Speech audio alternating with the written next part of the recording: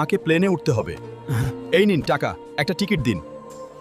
এই টাকায় টিকিট তো দূরের কথা, এয়ারপোর্টে এক কাপ চাও পাবি না। ভিখারি, তোকে ভেতরে ঢুকতে কে দিয়েছে? তুমি আমাকে আর আমার মাকে অপমান করেছো। আমি একদিন এই এয়ারপোর্ট কিনে ফেলবো। আমি তো বলে দিলাম,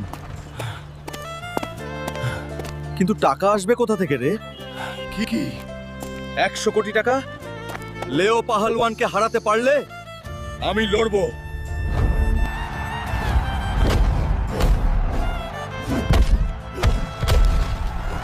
বন্ধুরা, তাড়াতাড়ি লাইক আর সাবস্ক্রাইব করো, তাহলেই আমি শক্তি পাবো।